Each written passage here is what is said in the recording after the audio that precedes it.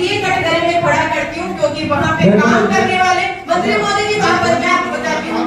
नहीं, मैं इनको इसलिए कह रही हूँ क्योंकि वहाँ पे जो रोड पे काम करने वाले लोग हैं, ठेकेदार तो बाहर का है, लोकल जो लोग हैं वो इन्हीं के घर वाले, इन्हीं के सहयोगी, इन्हीं के संगठन के पदाधिकारी, इन्हीं की पार्टी के लोग, इसलिए मैं इनको टारगेट कर रही हूँ। कोई दूसरा क्यों नहीं है वहाँ पे? मैं सबके नाम लिस्ट बता सकती हूँ कि कौन कौन इनके साथ के लोग हैं। इन्होंने उन्हीं लोगों को काम दिलवाया है और मैं तो ये चाह रही हूँ कि जहाँ से रोड अवॉर्डेड है उसी जगह से बननी चाहिए। रोड यहाँ से बननी चाहिए, उसको अगर इधर से खिसकाया जा रहा है या उधर खिसकाया जा रहा है तो वो नक्शा एसडीएम महोदय के पास पहुंचा के 26/9 तारीख को तहसीलदार जी के मार्फत यहाँ कलेक्टर साहब के पास भिजवाया, जहाँ भी भिजवाया वो प्रस्ताव या जो उन्होंने पारित किया है या सावलाराम जी आरआई साहब ने जो भेजा है उसका वो काम को करना है। बस मैं ये चाह रही हूँ क्योंकि बहुत सारे लोग परेशान हैं, उनका मुआवजा तो किसी और जगह का आया है और रोड किसी और जगह बन रही है। अब इसमें किसको फायदा हो रहा है? और जिनको फायदा हो रहा है मैं तो उनके खसरे के नंबर भी बता दूंगी, उन लोगों का भी बता दूंगी, सब बता दूंगी। फिर बाद में सदन के अंदर ये चाहे चिल्लाए कि सत्ता को बोले कि किसको भी बोले। इसलिए कटघरे में बार बार खड़ा करना पड़ता है कि हमारे विधायक महोदय वहाँ क्या कर रहे हैं। आपने उस हाईवे को सैंक्शन करवाया, जो रोड जिस खतरे में से निकलवाई है, आप बता दो कि क्या किया है आपने। जो किया वो सारे के सारे मैं डॉक्यूमेंट यहाँ लेके आऊँ कि किन किन के खेतों में से आपने निकलवाया और किन किन को फायदा पहुंचवाया, कौन कौन वो लोग हैं। मैं ये सब कुछ यहाँ नहीं बोलना चाहती, मैं तो ये चाहती हूँ कि जिस जगह से अगर स्वीकृत है वो रोड उसी जगह बननी चाहिए। वो रोड इधर खिसकती है तो भी नुकसान है, उधर खिसकती है तो भी नुकसान है। बस एडीएम साहब को मैं उसकी रिपोर्ट भी देके गई थी, जो भी काश्तकार उससे परेशान हो रहा है, जो भी परेशानी है, एडीएम साहब ने मुझे बोला था कि मैं इसके ऊपर कार्रवाई करूंगा और 26/9 तारीख को तहसीलदार के मार्फत यहाँ पे उनकी रिपोर्ट भी पहुंची है, उसके ऊपर कार्रवाई हुई। बस कलेक्टर साहब उठ के चले गए, नहीं तो मैं उनसे निवेदन करती। हाँ, तो आप ये लिख उसकी कॉपी मैं आपको अभी व्हाट्सएप कर देती हूँ। माननीय सदस्य ने तो आप एक मिनट दूसरा अध्यक्ष बोलिए।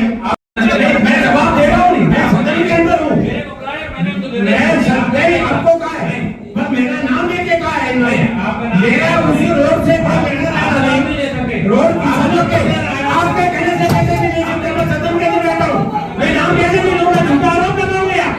ये कोई बात हुई? मेरे रोड की ठेकेदार मैं हूँ क्या? मेरा कोई नेता है क्या? मेरा आदमी है क्या?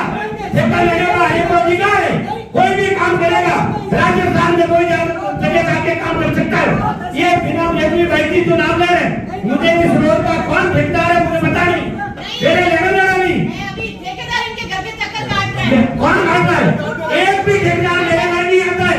ये लेने देना किसका है? और आप करोगे, आपका काम है, मुझे ध्यान नहीं। झूठी बात आप करते हो, सरकार तुम्हारी बात कर रहे हो और आरोप मेरे में लगा रहे हो। रोड आज थोड़ी सैंक्शन हुई, रोड बन गई है नेशनल 325 कितनी रोड बन गई, रोडों के नाम करा दिया। और फालतू आप बात करके आप नहीं डरेंगे, मैं आपको नहीं कह सकता क्योंकि मेरी गरीबा, मैं आपको ज्यादा नहीं कहूंगा। मैं आपकी बहन नहीं हूँ, आप काके ससुर जो होते हो वो होती हूँ, बेटी बेटी भी होगी। तो मैं वो नहीं कह रहा हूँ, आप फालतू बातें कर रहे हो। आप बैठ दो, बात नहीं तो ये आरोप कर रहे हैं आपके पास में रिजल्ट है नहीं, आपके पास में कोई सर्टिफिकेट है, आप पे कौन सर्टिफिकेट मांग रहा है? अधिकारी मेरी बात सुनिए, अगर वो शिक्षक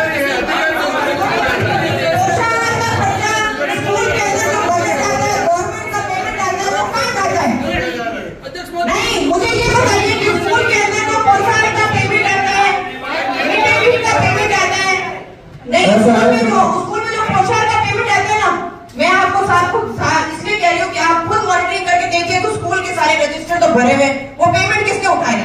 जब बच्चे स्कूल में नहीं तो वो पैसा कहाँ गया? वो पैसा भी तो गवर्नमेंट का ही था ना। तो फिर वहां में जब आपको इतनी जानकारी है तो फिर आपने पैसे नहीं दिया। सुनिए, आपकी सरकार की बात तो मैंने इसके सरोकारी की शुरुआत इन्होंने करी। इसकी जो आप स्कूल बता रहे हैं माननीय सदस्य, उस स्कूल का नाम नोट करके आगे की कार्रवाई क्या करें, यदि वास्तव में ऐसा है तो इनके खिलाफ कार्रवाई की जाए। ये किसी व्यक्ति मतलब सारे मुद्दे बोलने को बोला। एक चीज और बोलना चाहूंगी कि खाद्य सुरक्षा विभाग की तरफ से मैंने पिछली बार भी एक पंचायत के जो हमारा डीलर है उसकी शिकायत की गई थी, उसको सब सेटल किया जा रहा है। उसको सेटल क्यों किया जा रहा है? अगर वो जिस तरीके से गेहूं उसने सिवाना में जाके बेच दिए, लोगों को नहीं मिले, तो अगर उस पर कार्रवाई नहीं होगी तो पूरे बाड़मेर में इसी तरीके से चलता रहेगा। अगर उस राशन डीलर के ऊपर कार्रवाई नहीं हुई तो और भी कोई इसी तरीके की गेहूं निकालेगा और बेचेगा। तो डीएसओ साहब इसकी जानकारी दें कि उसके खिलाफ क्या कार्रवाई की, और उसने ऐसा काम किया कि गेहूं आया तो बेच दिया। नहीं, उसके खिलाफ अब सेटलमेंट चल रहा है। गांव वाले लोग आ रहे हैं, बार बार बोल रहे हैं कि मैडम इनको वापस उस दुकान के ऊपर आने के लिए बोला जा रहा है। हाँ, तो फिर आपको धन्यवाद है। फिर आपको धन्यवाद है। अध्यक्ष महोदय, ये गर्मियों में अपना सदन है।